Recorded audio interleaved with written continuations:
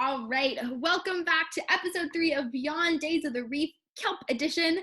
And we're talking about kelp forest ecosystems and how they're kind of similar to land forests.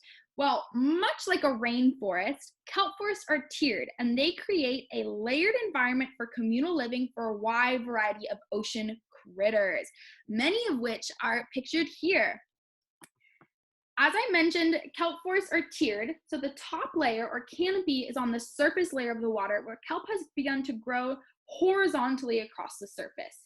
Here, everyone's favorite ocean mammal loves to hang out, the sea otter. These guys rely on the canopy of kelp for protection from currents where they can tangle themselves up into the frond to avoid being dragged about. Lots of larvae and plankton also like to live up in the canopy as well, where they can utilize that warmth from the sunlight to grow super easily.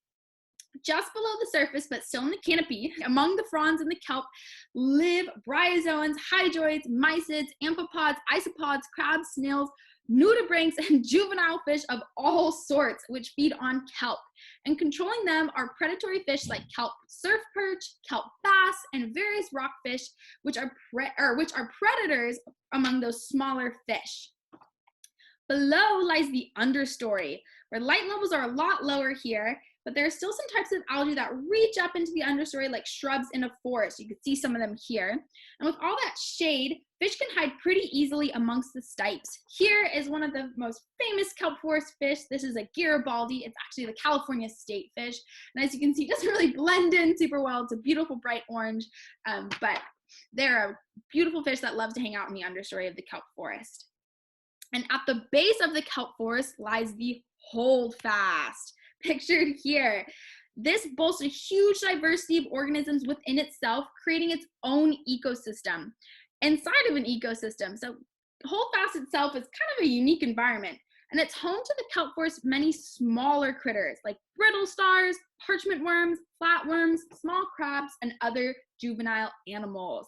The complex structure of the Holdfast provides these smaller animals with a protection from their larger predators. Here are some of the coolest things that we have found in the Holdfast. So you can see we have polychaete worms, there's a chitin in there, there's a juvenile rock scallop. Remember I said there's a lot of juvenile organisms, which basically just means that they're younger versions.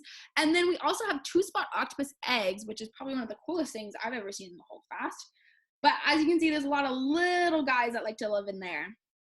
The substrate also makes up the lowest level, which is home to lots of invertebrates that feast off of what's growing and what has fallen to the floor, such as kelp blades and fish poop.